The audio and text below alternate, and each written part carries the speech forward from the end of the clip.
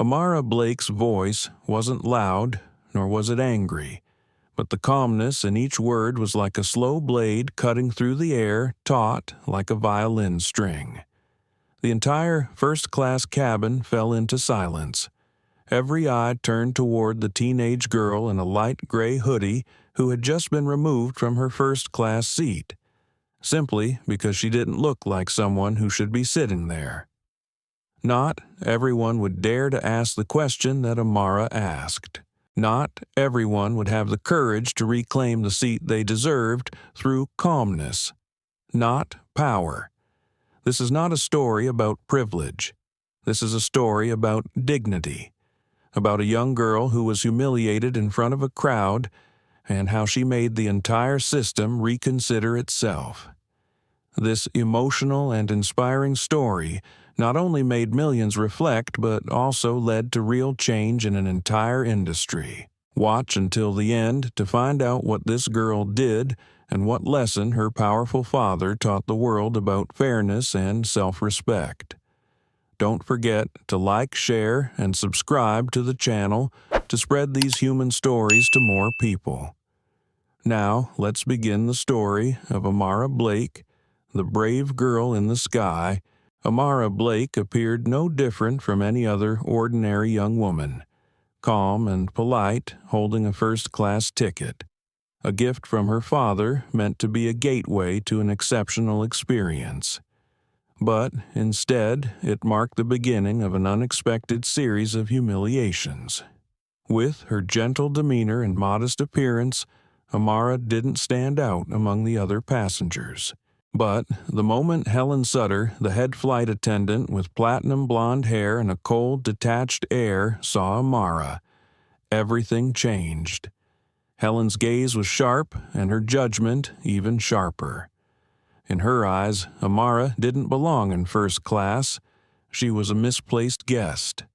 Every word from Helen carried an undertone of discrimination, a quiet contempt suggesting that Amara's calm, graceful demeanor, along with her different appearance, was why she didn't belong in this space.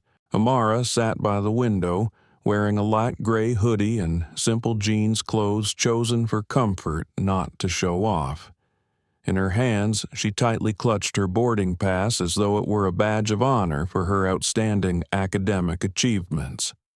This was her first flight alone without her family, a milestone she had eagerly awaited to mark her own efforts. Instead of joy, what awaited Amara was the disdainful stare of a flight attendant who believed she didn't deserve to be there. From the first interaction, the atmosphere became tense. Helen's steps were slow and stiff as she approached Amara's seat, her eyes filled with doubt and irritation. "Are you sure you're sitting in the right seat?"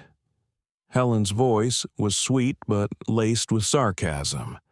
Amara was momentarily confused, but tried to remain calm, replying that seat 1A was assigned to her by her father. But Helen didn't hesitate, immediately responding, "Let me see your ticket." Her tone was devoid of any sympathy. Amara obediently handed over her boarding pass. But Helen quickly glanced between the ticket and the young girl with a scrutinizing look. For a moment, it felt like the entire cabin fell silent. Other passengers merely watched in awkward silence, none of them stepping forward to defend her. The entire cabin felt frozen. Silent judgments pierced Amara from all sides, making her feel completely isolated. Helen, who saw herself as the enforcer of the airline's strict standards, declared loudly, "This seat is for paying first-class passengers only." Her voice was cold, leaving no room for debate. Amara's heart raced as humiliation washed over her. Not only had she lost her seat, but she was also subjected to a subtle discriminatory insult, as if her appearance or background alone made her unworthy of respect. One by one, every gaze shifted away, and no one extended a hand to support her. It was as if every glance agreed with the injustice that had just occurred. As Amara quietly gathered her belongings and began to leave her seat in a sorrowful state, a man sitting nearby observed everything in silence. He was dressed in a perfectly tailored navy blue suit, his calm demeanor concealing a simmering rage. The man was no ordinary passenger. He was Graham Blake, Amara's father and the owner of the airline. His face betrayed no emotion as he read the message from his daughter, a chilling whisper confirming that his daughter had been unjustly ejected from her seat. Each word in the message felt like salt in his wounds, for he knew this wasn't a mistake, but an act driven by prejudice and arrogance. Graham's response was discreet but resolute. His jaw clenched and his eyes darkened as he read the message carefully. This wasn't just a matter of a girl being kicked out of her seat. It was a sign of a broken system that consistently overlooked those deemed different. He felt heartbroken to see his daughter, whom he saw as a symbol of effort and hope, become the victim of an indifferent system. He had always believed in fairness, and the silence of the witnesses only fueled his determination. While Amara walked toward the back of the cabin, the shame and injustice burning in her heart, she quietly texted her father. "She made me leave first class and took my ticket from me." The short message was like a bitter confession. A fleeting moment where youth was stolen by a merciless system that saw her as an intruder.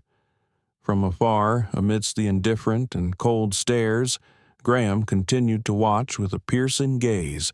He adjusted his cufflink, pulled out his phone, and called the operations center. His voice was calm and steady but filled with authority. That call set off a chain reaction throughout the flight, signaling that the truth had been harmed and justice was about to be restored. The man who had just witnessed his daughter's humiliation, Graham Blake, was not alone. His presence and power were not to be underestimated, and within moments everyone would understand that this blatant insult would never go unpunished. Tension in the cabin grew. As the captain of the flight, a man with over 20 years of experience in the skies, was informed about the situation. On the internal display screen, the image of a senior operations officer appeared. His voice was calm, but firm, as he recounted the events in chilling detail. Captain Howard Bricks squinted as he listened to the report. A first-class passenger had been forced to leave her seat and move to economy class. And that passenger was none other than Graham Blake's daughter, a name that in the airline industry was both respected and feared. The message was clear. If Graham was on this flight, the matter would not pass quietly. Realizing the severity of the situation, Captain Bricks immediately followed the directive without hesitation. From the flight attendants to the passengers, everyone understood that this was no longer about a mistaken seat assignment. It was a direct confrontation with a pressing issue: systemic discrimination. As the verification process to call Helen Sutter back began, the atmosphere on the plane shifted dramatically. The cold indifference of those who had silently witnessed the event began to crack under the weight of guilt and the fear of impending retribution. Graham Blake, who had been a symbol of calm authority until now, began to emanate a dangerous energy, a silent anger, but one potent enough to shake the skies. The air seemed to crackle with tension, a justice not born from administrative procedure, but from a decisive, uncompromising action. A message of righteous revenge so clear that no one dared to doubt its consequences. While the passengers were still in shock, Graham moved like a commander directing his troops. He instructed his team back at the operations center, his trusted assistants, to activate the entire system. From customer service to operational management, everyone was mobilized to ensure that Helen Sutter, the flight attendant, who had made the wrong move would face consequences in a transparent and unforgettable manner. Graham's message was clear. No matter how small the cruel act, if it was aimed at his daughter, it would certainly face repercussions. A young woman, though despised and humiliated, was still a symbol of hope, resilience, and a future of greater justice. The incident, carrying the heat of both personal tragedy and social injustice, resonated in the hearts of everyone on the plane. The silence that had once enveloped the cabin was now shattered by hushed whispers of anxiety and unease. The stark contrast between the indifference of the majority and the determination of one man reflected the greatest pain of modern society, a society where prejudice, whether covert or overt, can still strip away the opportunities of those who deserve them. As the plane soared through the clouds toward its destination, the storm Graham Blake had ignited was about to shake the system to its core, a system that had long failed to protect the vulnerable. Meanwhile, Amara Blake sat huddled in economy class, surrounded by loneliness and humiliation. But it was she who had become the catalyst for the fight against deeply rooted prejudice. Her quiet dignity, though trampled, had not shattered, and it was about to become a symbol of rightful resistance. Her father's suppressed rage, combined with the silence of those who had ignored her plight, was about to create a massive chain reaction, forcing everyone from passengers, crew members, to distant authorities to witness an uprising. A moment where despair could have consumed Amara entirely, but would instead become the foundation for a monumental and righteous act of retribution. In the minutes to come, Amara Blake's story would no longer be a forgotten incident. It would become a saga of courage, controlled anger, and the triumph of justice. A story that could make any woman, whether 65 or older, believe that even in the darkest of times there is a light powerful enough to ignite hope. In the first-class cabin, the aroma of coffee filled the air.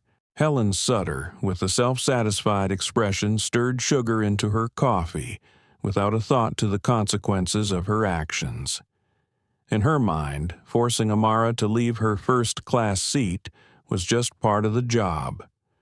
For Helen, maintaining order was paramount, and anything that was out of standard was a threat that needed to be eliminated.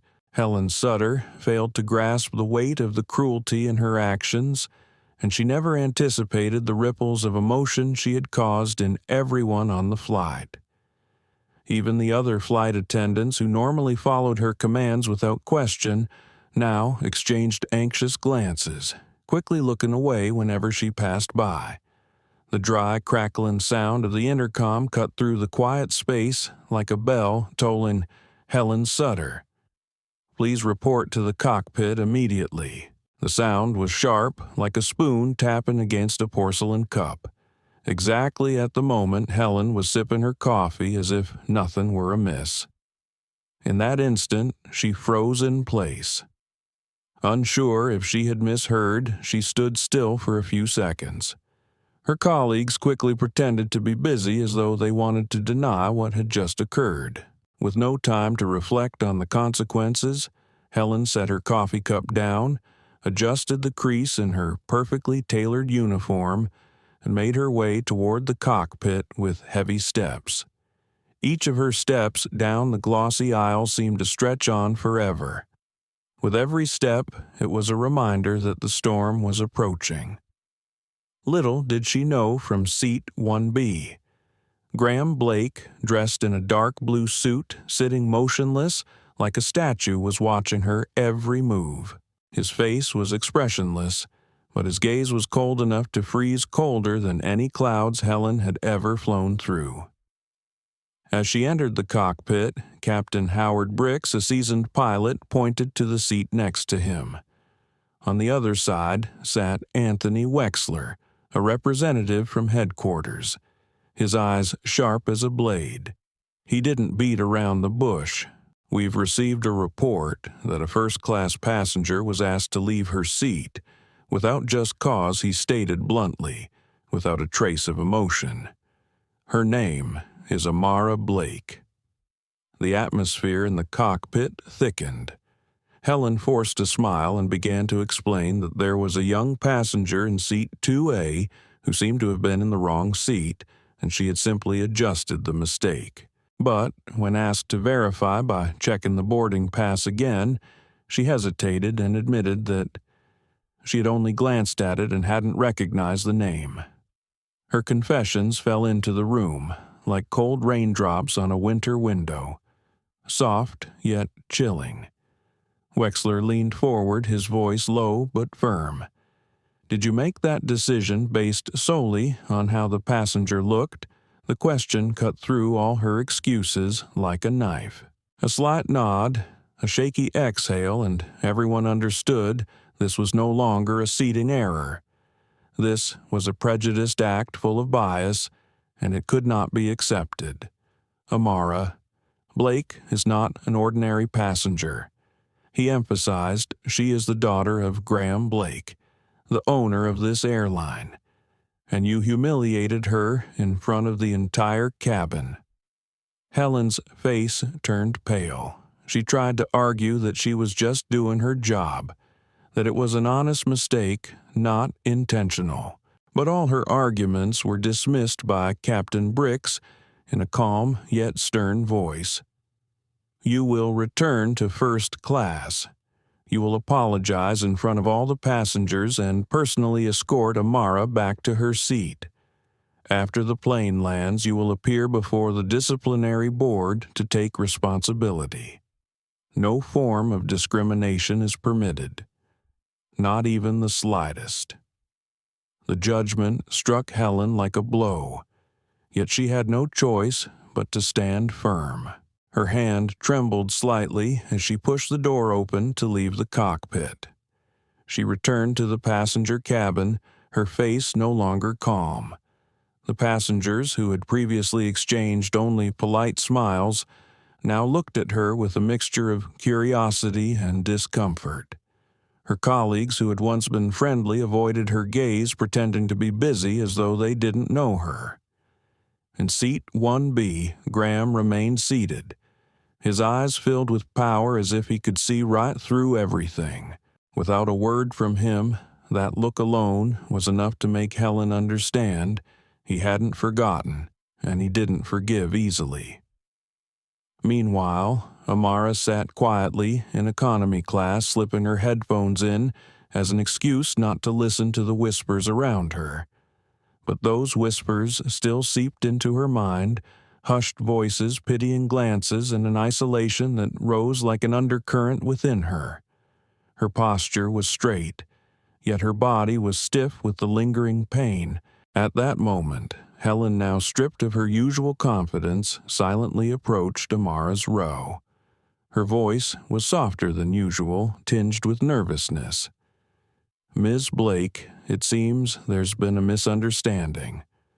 She bent slightly, as if to shorten the distance that had been used to assert her dominance. Amara pulled one earbud out, looking up at Helen. She said nothing, only looked. That silence was like a pressure cooker, making Helen rush to continue. "It was really just a small mistake in the seating arrangement. Apologize for the inconvenience," but Amara didn't blink. Her gaze, though calm, held a power that made the entire cabin seem to hold its breath. It was a silent strength, a pain so deep that she refused to let herself cry. Amara Blake's voice, though soft, was filled with firm resolve, cutting through the silence between the rows of seats like a cold blade. "You saw my ticket and still asked me to leave my seat. Why did you think I didn't deserve to sit in first class?" Her question, though not shouted, resonated like a warning bell. The composure in Amara's words mixed with the pain of being insulted, and her steadfast self-respect froze everyone around her. In that moment, time seemed to slow down. Each passenger gradually grasped the implications of her question, that this incident was not just a simple mistake. A silent wave of indignation spread throughout the cabin. Those who had previously kept their heads down or pretended to sleep now exchanged looks. There were whispers of confusion. Eyes now focused on Helen Sutter, who stood frozen, stripped of all her authority. The thin veil of administrative error had been torn away. Now it was clear to everyone this was prejudice, discrimination, wrapped in the guise of rules. All of Helen's previous attempts to justify herself evaporated as her face turned from pale to hollow. After a few seconds of suffocating silence, Helen spoke, her voice hoarse. "I made a hasty judgment. I didn't check the ticket properly. I'm sorry."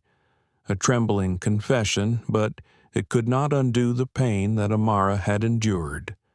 Amara neither nodded nor turned away. She quietly took out her phone and sent a brief text to her father. "Dad, I need to know how serious this situation really is." The response from Graham Blake came almost immediately. A short, direct reply showing the demeanor of a man who had once run an empire. "It's not a mistake. It's an insult. It's a betrayal of the values this airline claims to uphold. She must be held accountable." Amara's eyes brightened, not with anger, but with the feeling of being trusted. She was not alone. She had not been abandoned. Amara turned to face Helen once more, her voice still remarkably calm. "I'll return to my seat, but only after you explain why you thought I didn't deserve it." Her words thickened the air in the cabin. It seemed as though everyone was holding their breath. No one spoke, no one turned away. All were waiting for a true confession. This was no longer just an issue between a passenger and a flight attendant.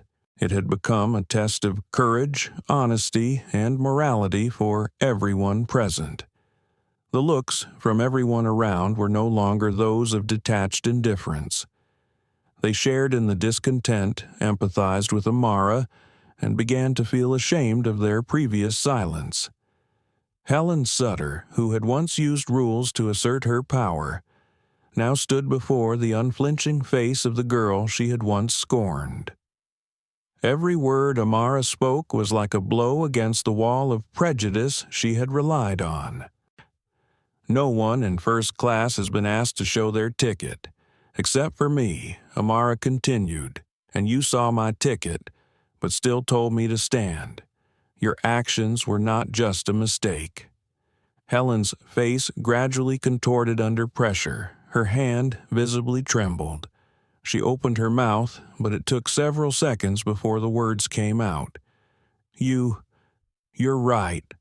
I looked at you and I judged wrongly. I thought you didn't belong there because you didn't look like the usual passengers." Her words, though she tried to avoid them, were enough to expose the truth. It was discrimination. It was prejudice. It was an affront to her dignity. In seat 1B, Graham Blake remained silent, but his gaze was like an unspoken sentence waiting for the right moment. Amara nodded slightly, as if she had completed a small part of her fight. She stood, straightened her jacket, and said, "Lead the way. I'll return to my seat, but not because you asked, because I deserve it." The whispers in the cabin had now turned into collective sighs of agreement, admiring glances. A few older passengers nodded gently. A younger woman whispered to her friend, "She's so brave." And so high in the sky in a cabin that was once thought to be indifferent and bound by rules, a young woman dared to stand up for justice. Not with a shout, but with a powerful, haunting silence. Amara Blake's words were gentle, but unshakably firm. She didn't shout, didn't accuse. She simply asked, "You saw my ticket. Then why did you still think I didn't deserve to be in first class?" Her words rang out like a warning bell amidst the suffocating silence of the cabin. The passengers around her, who had been pretending to be indifferent, began to feel the weight of her question. The question wasn't just for Helen Sutter, it was for an entire system that had silently watched Amara took out her phone. Her hands remaining calm and sent a text. It wasn't simply a request, it was an ultimatum delivered through silence. "Helen, why did you say I didn't belong in first class even after seeing my ticket?" The atmosphere in the cabin grew dense as if it was about to explode. Even the air conditioning couldn't dissipate the heaviness that filled the space. Helen, standing nearby, looked down at the floor, her face torn between regret and panic. "You didn't ask anyone else in first class for their ticket. Only me." Amara continued, her voice not loud but clear with each word. The sound echoed down the aisle like the beating of a drum, forcing everyone to listen. At this moment, passengers who had previously buried themselves in headphones or books began to look at each other. They exchanged glances that no longer avoided the truth. Some nodded slightly. A few younger passengers furrowed their brows. A wave of awakening began to spread just a few minutes later. Amara's phone vibrated lightly. A message from Graham Blake. "Keep going, don't rush. Let her understand the full gravity of what she's done. No one escapes the consequences of degrading another." She set her phone down, raised her head, and looked at Helen with eyes full of determination and a silent sorrow. "I'll return to my seat. But before that, I need you to tell me, why did you think I didn't deserve it?" Silence. A pause that seemed to last for hours. The sound of the plane's engines hummed quietly, but now that noise only served as a backdrop for the psychological pressure building up. Passengers around her shifted slightly, some leaning back in their seats, others leaning forward as though watching a trial in the sky. Helen stood frozen. Her face dropped no longer, holding any of the arrogance that had once covered her. Her voice was shaky and fragmented. You're right. I didn't ask anyone else. I just thought you didn't belong here because you didn't look like the usual passengers, a confession insufficient to cleanse the mistake, but enough to expose the truth. It wasn't a mistake. It was prejudice. From the back of the cabin, a young flight attendant, Emma West, watched quietly. She had always been one to follow procedures, avoid trouble, and maintain the airline's best image. But this time, her gaze carried something else, a quiet awakening. After a few seconds, Emma gently walked over to Helen, whispering just loud enough for the two of them to hear. "You should sit down. You're about to faint." Helen turned sharply, her voice tense. "I don't need your comments." Emma shrugged, offering no response but whispered back, "I'm just telling the truth. You're sweating like someone sitting in the defendant's seat."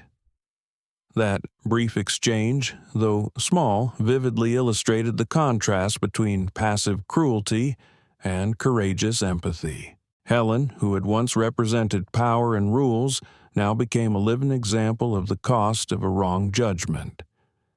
She replayed the details in her mind the moment Amara was asked to leave her seat. The unmasked confusion in the girl's eyes and the protest stopped cold by a cold stare. She saw it again, like a slow-motion film. But this time she was the one forced to watch and could not skip past it. Her hands trembled as she leaned against the cold metal counter. The employee badge on her chest now felt as heavy as a stone. The golden letters, no longer a symbol of pride, but a testament to her mistake. Every glance from the passing passengers, no one spoke, but everyone knew. An older man spoke up quietly. His voice hesitant. I I saw what happened earlier. It really shouldn't have been like that." Amara turned to him, her voice soft but cold. "A mistake. No, that was a choice. She saw my ticket, knew who I was, and still chose to treat me as unworthy." No one responded. There was no need. Amara's next words. "If I weren't the daughter of someone important, would this have been handled differently?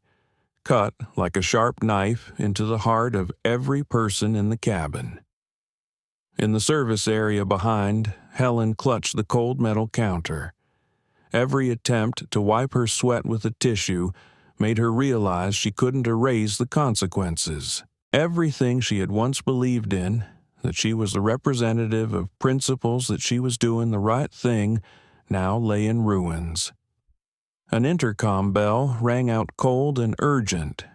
Without anyone saying a word, she knew that the call was for her and that there would be no way back from this. Helen Sutter's hands trembled uncontrollably as she picked up the wall-mounted phone behind the service area. Her voice was stiff as though she were clinging to a professional image that had long since shattered. "This is Helen." On the other end of the line, a deep, calm voice responded. Clear, decisive, unmistakable. "This is Graham Blake." Just those 4 simple words. But for Helen, time seemed to stop. The space around her became dense, as if it were on the verge of collapsing. In that moment, there was no need for shouting, just the sound of that voice, and she knew that the situation had spiraled beyond control. "You will explain every action you took on this flight, every decision, every word, every expression." Graham's voice rang out like a verdict from the highest court. Each word fell like a hammer into Helen's consciousness. Every sentence was a reminder that this was no longer a personal matter, but a betrayal of the humanity and service principles that the airline had once sworn to uphold. She swallowed hard, her throat taut with bitterness. She could only respond in a whisper, her voice choked with emotion. "Yes, sir." But that response didn't ease the situation. It only confirmed that it was too late to regret. The atmosphere in the cabin now felt charged with the energy of an impending storm.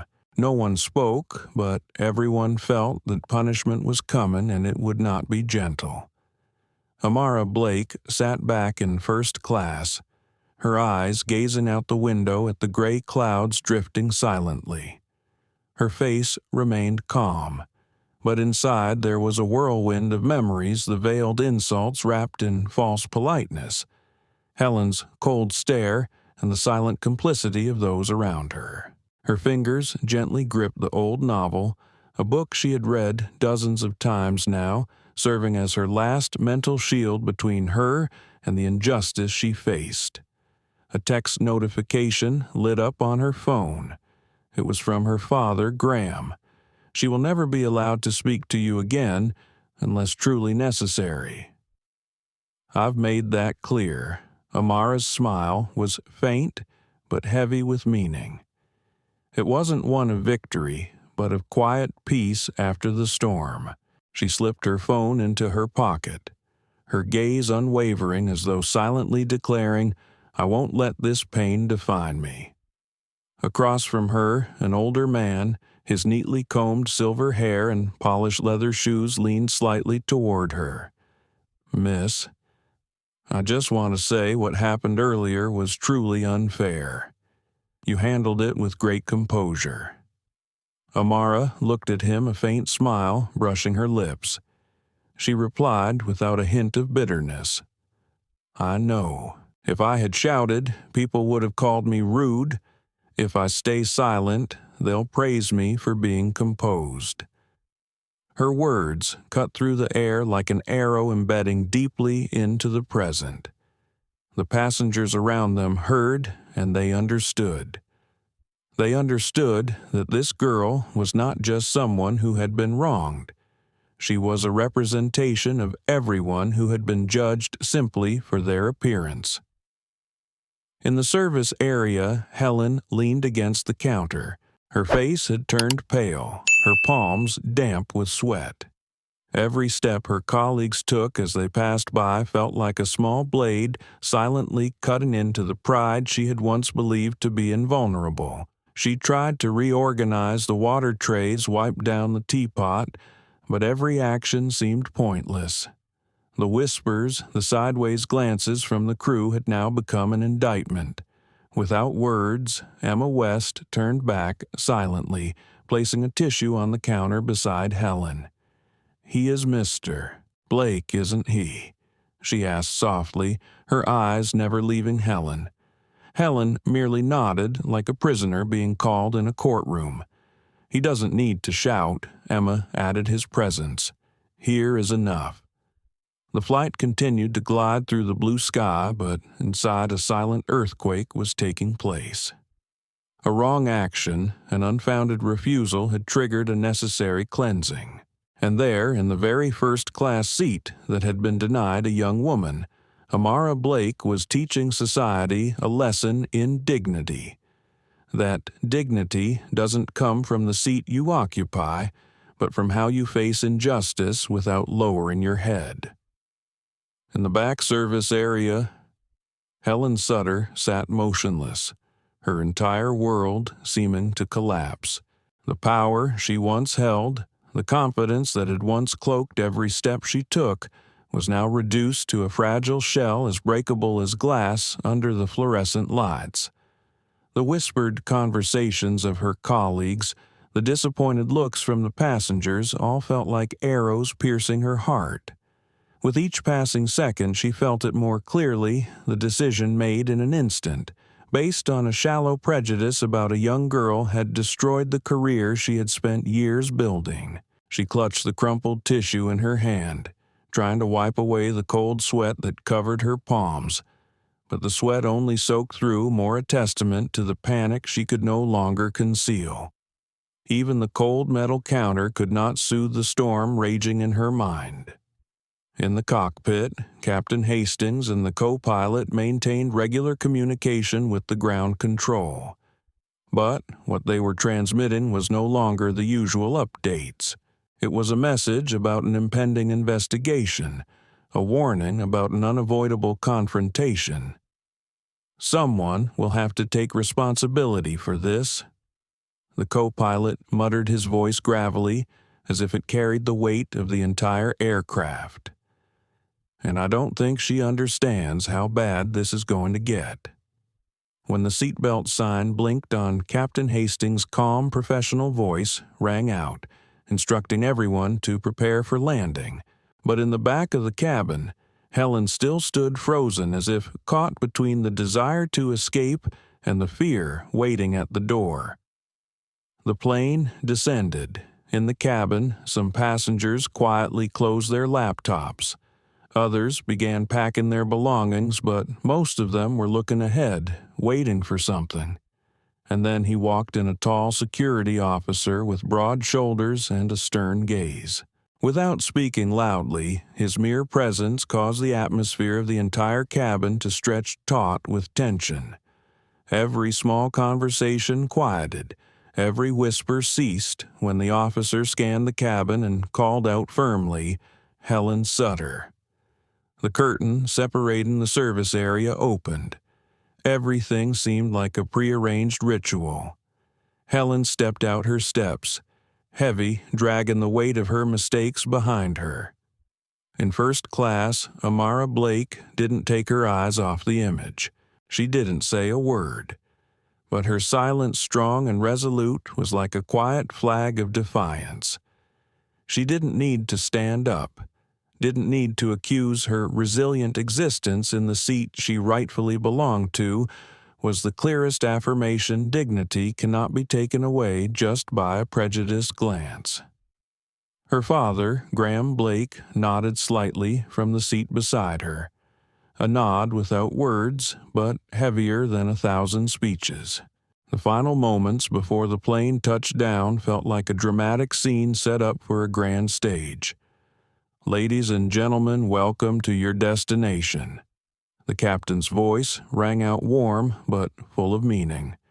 "Please remain seated until the seatbelt sign turns off." No one spoke.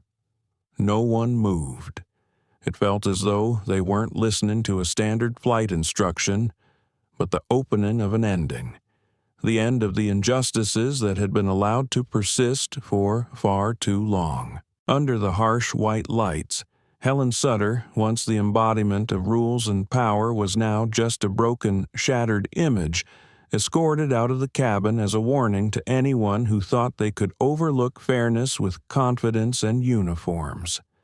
Meanwhile, Amara sat quietly, her gaze still fixed ahead, but no one could mistake the light in her eyes. That was the light of someone who had weathered the storm and still stood firm. She had endured the discrimination. She had felt the chill of public humiliation. But she hadn't fallen. On the contrary, she became a symbol of resilience in the face of the storm. And all those present that day, especially the older passengers, the ones who had remained silent for fear of inconvenience, understood that silence was no longer an option. The plane rolled to the gate, and the security officer never took his eyes off Helen. She walked her head lowered as if knowing she could never come back. Meanwhile, Amara Blake, who had once been removed from her seat for not fitting in, was now the one the entire cabin silently respected. As Amara Blake gathered her belongings preparing to leave the plane, each step she took felt like a silent declaration that her dignity, the academic achievements she had worked hard for, and her right to be in any space just like anyone else would forever be the guiding light for those who had been made to feel less than they were. She sat back in her first-class seat, her expression calm but full of presence. Though the memories of what had happened still lingered like shadows in her heart, she refused to let them define her. Meanwhile, at the back of the cabin, Helen Sutter, once proud in her neatly pressed uniform, was now facing the cold, unyielding truth of justice. Just a few minutes earlier, while all the passengers were quietly waiting, a security officer had boarded the plane with an authoritative demeanor. His voice clear and firm, like an order that couldn't be refused. Helen Sutter. The atmosphere froze. Every eye turned toward the service area as the curtain parted, revealing Helen. Her face pale, her legs trembling, her eyes filled with panic, but with no place to hide. "You will come with us," the officer declared. Whispers spread across the cabin like a wave. Some passengers were surprised, while others silently nodded, as if the scales of justice had finally tipped in the right direction. "Is there a problem?" Helen tried to maintain her composure, but her voice no longer held the certainty. It once did. There's a report of discriminatory behavior when a passenger was removed from first class. Graham Blake has requested an official investigation. The officer responded, each word like a needle pricking her. Without resistance, Helen nodded and began walking as if she were waking from a nightmare, her steps heavy, her gaze avoiding everything. This was the same walkway Amara had once been forced to walk down. But this time, everything had been reversed. Helen's footsteps echoed through the cabin like the gavel of a judge. Each step, each sound was a tolling bell for a system that had long been lenient with prejudice. As Helen approached Amara's row, she didn't dare look directly at her, but Amara's gaze remained calm. No anger, no contempt. It was this calmness, more than any reprimand, that made Helen feel the weight of the mistake she had made. The entire cabin became a silent courtroom. There was no judge, no jury, but every passenger with their looks and their silence became an irrefutable witness. Some looked at Helen with reproach, Others simply turned their faces away. But no one called her a representative of order anymore. Each step took her closer to the plane's exit. Each step was part of the hell she had created for herself. When the plane came to a stop, the cool air from the airport poured in, but instead of providing relief, it only deepened Helen's sense of isolation. Stepping off the plane, she saw two men waiting. One was Elias Brown, the chief operating officer, known for his sharp gaze and unyielding principles. Next to him was a stranger. No introduction necessary. The silence and the lack of emotion in his gaze were enough for Helen to understand this was the person who would determine her fate. "Follow us," Elias said. No words of comfort. No sympathetic glances. They led her down a narrow hallway at the back of the airport, an area where passengers were never allowed to tread. The pale gray walls, the harsh fluorescent lighting, and the echoing sound of their footsteps created a setting colder than a Chicago winter. At the end of the hallway was a small room inside which was a long table, 3 chairs, and a closed door. Elias stood next to the door while the other man, wearing a name tag that read Lucas Harrington, head of compliance, sat across from Helen, a thick leather-bound file in front of him. No words were needed. His gaze alone spoke volumes. "Do you know why you're here?" he asked, his voice soft as a breeze yet carrying the weight that made her heart race. Helen nodded slightly, her lips dry, barely able to whisper, "Yes." On the table were irrefutable pieces of evidence, the captain's report statements from 4 independent passengers and an official complaint from Graham Blake himself. Helen was no longer the flight attendant in charge, no longer in control. She was now just a guilty employee standing before the disciplinary tribunal of the very organization she had once represented. Lucas Harrington gently tapped 2 fingers on the leather file in front of him before beginning. "In this file, everything has been clearly documented. You treated a first-class passenger as if she didn't belong there without thoroughly checking the ticket, without asking politely. You made an assumption based on her appearance and behavior, and then publicly acted on that wrong decision in front of everyone." Each word hit Helen Sutter like a blow to her chest, stripping away the armor she once believed was power. Lucas looked up, staring directly at her. "In first class, did anyone else ask to show their ticket?" Helen hesitated, then almost whispered, "Just her." Lucas sighed, his gaze darkening. "Do you understand what this has done to the airline's reputation? This is no longer a small mistake in seating. You humiliated the CEO's daughter right in front of him, less than 3 meters away. This is not just a personal failure. It's a severe risk to the company's reputation."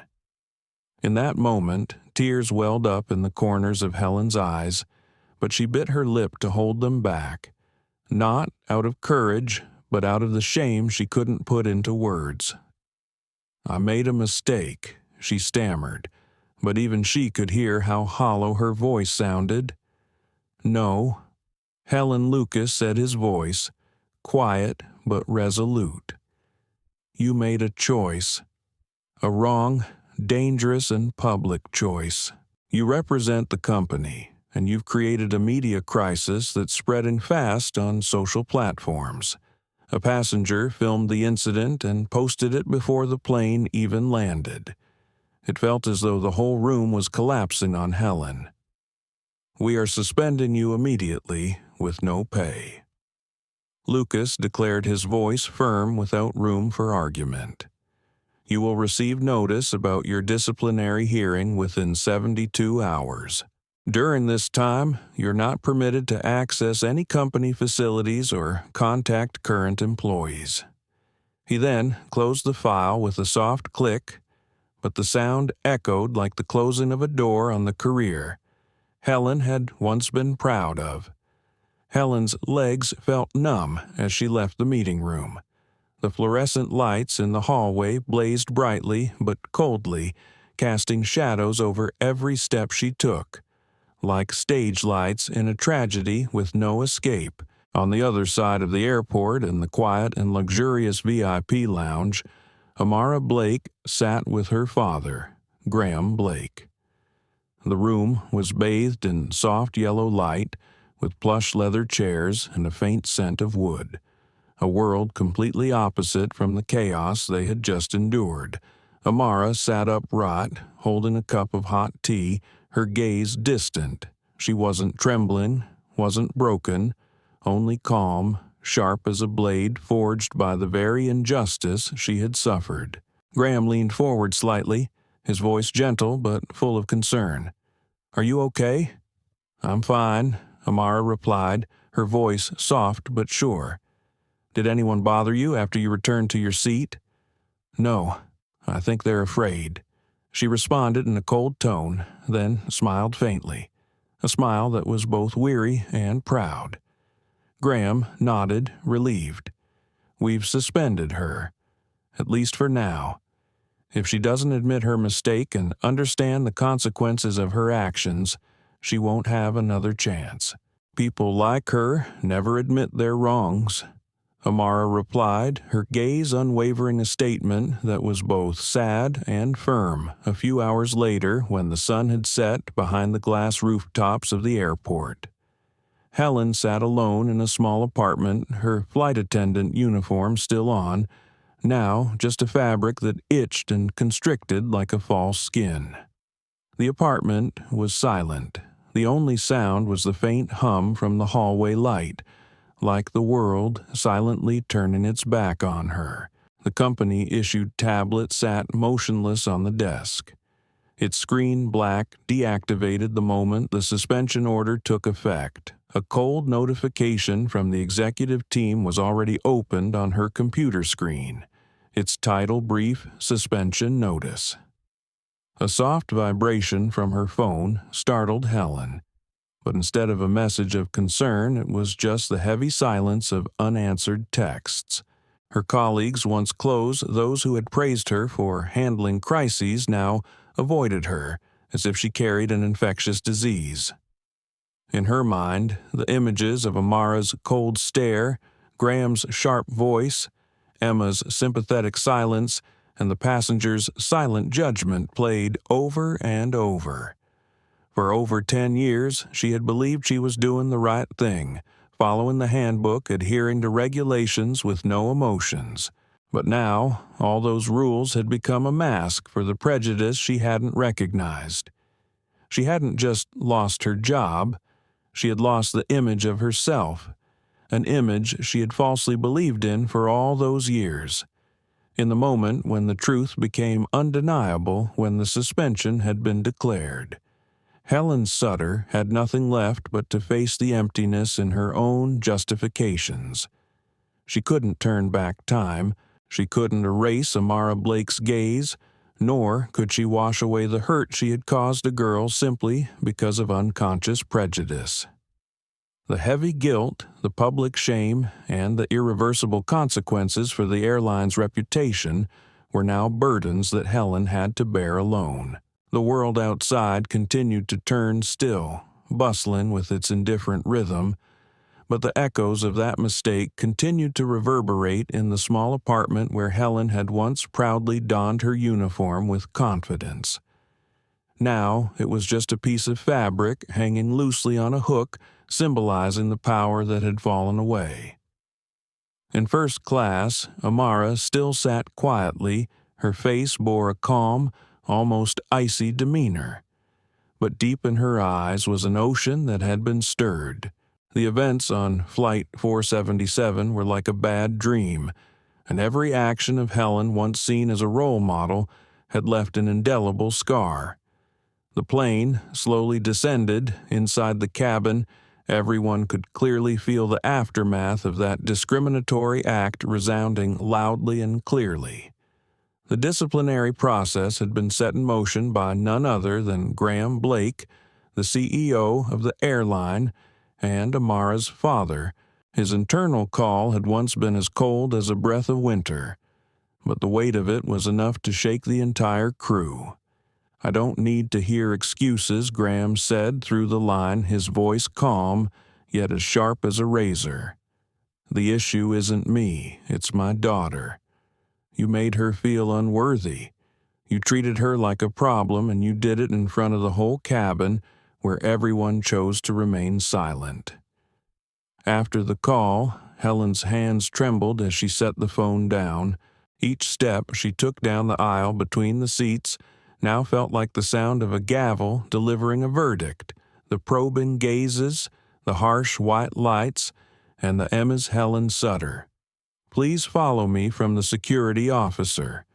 All of it wrapped together like a sentence that could not be appealed. With each step, Helen felt the truth crashing down on her like hail in the summer heat.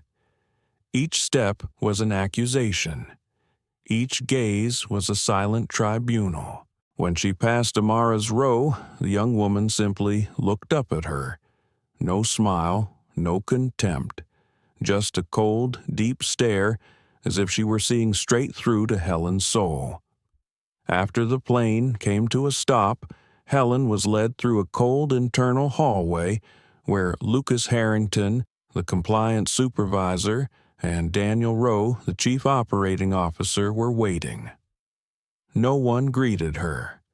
No one opened the door with a smile. Only steely gazes and an atmosphere heavy as stone. They led her into a small meeting room with 3 chairs, a long table, and a file already placed in front of her. Lucas began, "We've gathered all the data, the captain's report statements from 4 passengers, and most importantly, the official complaint from Mr. Graham Blake." His voice wasn't angry, but it was cold and sharp as a blade. "This document confirms that you decided to remove a first-class passenger from her seat based solely on how she looked. You didn't check the ticket. You didn't verify her identity. You just looked and judged." Helen nodded faintly when he asked, "Was anyone else in first class asked to show their ticket?" She whispered, "Just her." Lucas shook his head. "You humiliated the CEO's daughter while he was sitting just a few feet away. Do you understand that this is not just a personal mistake, but a reputational crisis for the company?" Tears welled up. But Helen didn't cry. Only the pain inside her grew like acid eating away at her. "Was wrong," she said. "No. Helen, you made a choice, and it was the wrong choice. From this moment on, you are suspended without pay. You will receive notice of a disciplinary hearing within 72 hours. During this time, you're not allowed to use the internal systems or contact any employees." The sound of the file closing echoed like the final lock on the door to her career. Helen stood up slowly, leaving the room, like someone stripped of her honor. That evening in the small apartment, Helen sat on the edge of the bed she hadn't even bothered to tidy. Her flight attendant uniform hung loosely like a ghost of the past. The company tablet lay deactivated on the desk. No encouraging texts, only cold emails, the subject line bolded, "Suspension Notice." A soft vibration from her phone startled Helen, but instead of someone checking in, it was only the heavy silence of unanswered messages. Her colleagues, once close those who had praised her for handling crises, now avoided her as though she carried an infectious disease. In her mind, the images of Amara's cold stare, Graham's sharp voice, Emma's sympathetic silence, and the passenger's silent judgment played over and over. For over 10 years, she had believed she was doing the right thing, following the handbook, adhering to regulations with no emotions. But now, all those rules had become a mask for the prejudice she hadn't recognized. She hadn't just lost her job, she had lost the image of herself, an image she had falsely believed in for all those years. an email titled Responsibility. In the silent apartment, Helen Sutter stared at her phone screen. She hesitated before opening it, the fear and regret creeping through her like two opposing currents in the same flood. Sutter, I believe by now you understand the severity of what happened on Flight 477. I will not repeat what the committee has concluded. Only this responsibility is not punishment, but an opportunity to recognize your mistakes. I am giving you that opportunity. If you sincerely apologize to my daughter, I will pass it on to her. But understand, this apology is not for me. It's not for the airline. It is for Amara. There were no threats, no harsh language, just an opportunity, a door that only courage could open. Helen set the phone down, as if it weighed more than anything she had ever held. She was no longer anyone in the eyes of the world outside. Not the leader of the crew, not the model in her neatly pressed uniform. She was now a symbol of the exposed mistake, a living example of the consequences of prejudice. She walked into the kitchen and poured herself a glass of cold water, but nothing could soothe the bitterness that still burned within her, the bitterness of a belated realization. Returning to her bedroom, she opened her computer, created a new email with the subject, Responsibility Response. Dear Mr. Blake, I do not expect forgiveness. I am not writing this letter to justify myself. I am writing because I now understand the wrong I have done. I misjudged Amara. I acted based on prejudice, not truth. I let the bias in my heart speak louder than reason, and for that I am ashamed. If Amara agrees to accept it, I offer her my sincerest apology. I understand that she has the right to refuse. After reading it over several times, Helen hit send. In that moment, she no longer wore the badge or the uniform, but within her something flickered, something akin to redemption marking the beginning of a true journey to make amends. Across the airport in the executive lounge, Amara Blake sat opposite her father, Graham Blake. The room was serene, the warm lighting, the soft leather chairs and polished wood furnishings, an entirely different world from the chaos they had just endured on the plane. Outside the window, the city glistened with lights, and the pulse of life continued at its rapid pace. But here, in this quiet moment, another storm had just passed. "Are you okay?" Graham asked gently. Amara nodded, her voice calm but firm. "I'm fine. No one bothered you after you returned to your seat?" "No. I think they're afraid." Her voice was neither bitter nor harsh, just the calmness of someone who had walked through a storm without being broken. Graham confirmed that Helen had been suspended and that the committee was reviewing the situation closely. "We're changing the process," he said. "Not just because of this, but because of people like you, people who've been wrongly judged without a chance to speak for themselves." Amara smiled faintly, a smile that was both proud and determined. "I don't need her to apologize directly," she said. "Forgiveness isn't for her, it's for me. I don't want to shake hands with someone and pretend everything is fine, because it's not." Her words weren't just those of someone who had been hurt. They were the voice of an entire generation, those who had been judged solely on their appearance, background, or silence. In that room, as Amara typed out her response to the apology letter, a wave of change began to form. New policies had been drafted. Training on unconscious bias, transparent internal feedback channels, and clearer passenger evaluation procedures in business class were all beginning to be implemented. "We will fix this entire system," Graham said, his eyes full of resolve. Not just for you, but for others who have been silenced like you. As for Helen, the next morning she woke up in the empty apartment where her uniform was no longer a source of pride, but a reminder of a mistake. All the light of hope now lay not in her hands, but in the hands of the daughter she had once dismissed. And there, in the airport lounge, Amara Blake was not only sitting in the seat she deserved in first class. She had regained something far more important, her dignity. Amara Blake sat in silence. The silence was thick like a heavy woolen blanket in the cold November night. She was no longer on the plane, no longer sitting in first class, but her mind had yet to land. Everything that had transpired on Flight 477, from the public insult, the smoldering anger to the serious actions taken by the executive committee, now echoed in her like the reverberation of a fateful moment. Elsewhere, in a quiet and still apartment, Helen Sutter had just finished reading Amara's response email. Sutter, I've read your apology letter. I appreciate that you didn't attempt to justify yourself, because most people only realize their wrongs when they themselves are harmed. I don't need you to apologize directly. Not because I am angry, but because I think you now know what that feeling is like. This isn't just between you and me.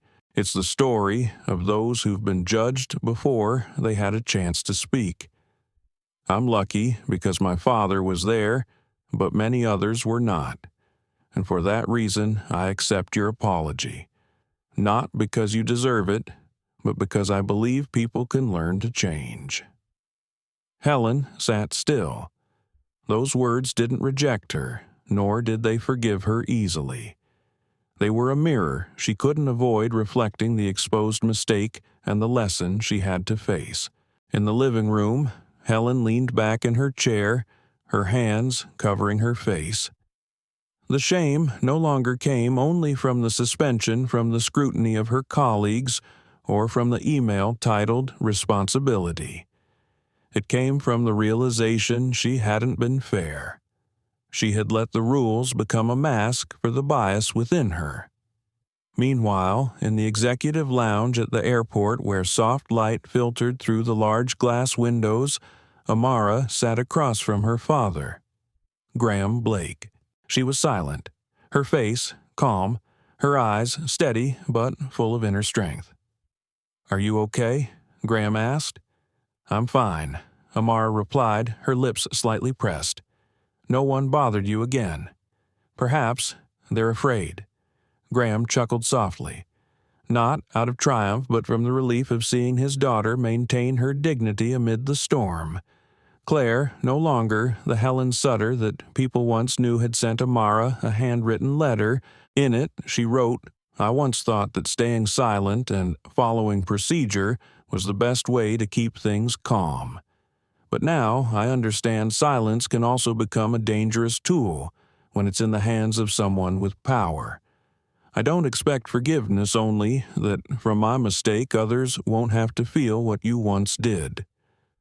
Amara read the letter, feeling both cold and warm. It wasn't a perfect atonement, but it was the first step toward awakening. In the days that followed, Blake Airways, under Graham's direct leadership, began implementing unconscious bias. Training opened anonymous feedback channels and overhauled their entire first-class customer service procedures. These were no longer just token training sessions. They were real dialogues, genuine exchanges helping each person reflect on the bias they might not have even recognized in themselves. Amara, with her calm demeanor, never demanded anyone be fired, but from her gaze, her words, and the weight of her silence, the entire system understood that change was no longer a choice, but a responsibility. On the armchair, in the corner of the airport lounge, Amara held her father's hand. The sky outside was still blue, the planes were still taking off. But from now on, every flight with Blake Airways would never be the same, because there was a girl who had been forced out of her rightful place. And then, with the strength of her dignity, she returned not through power, but through character. As the plane landed, all the passengers gradually exited the cabin. But one thing remained on that flight, a lesson about fairness, self-respect, and awakening. Amara Blake, the girl who was pushed out of her rightful seat, not because of any mistake but because of prejudice, did not shout, nor did she resist violently. Instead, she chose silence, a silence that made the entire cabin listen. And something strange happened. An entire system, one that existed based on standards hierarchy and biased judgments, had to stop. It had to look directly at the truth. It had to change. Helen Sutter, who once held power in the cabin, was now no longer in her prestigious uniform, but sitting silently in an empty apartment facing her own mistake. The apology letter she sent did not turn back time, but it was the first step toward atonement. And Amara, when reading that letter, chose to forgive. Not because Helen deserved it, but because Amara believed that only forgiveness could bring true change. This is not just the story of one flight. It is the story of millions out there, those who were once doubted, looked down upon, just because they didn't fit the mold. Amara's story is a powerful reminder that never judge others based on appearances. And if you see someone treated unfairly, stand up, or at least don't stay silent, because silence can also be complicity. We hope that after watching this video, you will see others with empathy before making judgments. Believe that everyone deserves respect, no matter who they are or where they come from. And if you have privilege, use it to protect, not to discriminate. Thank you for listening to this story until the very end. If you feel moved, if you think the lesson in this story deserves to be shared, then please like this video to show your support. Share it with friends and family, because who knows, it might touch someone's heart who needs to hear it. And subscribe to the channel so you won't miss future stories that touch the heart.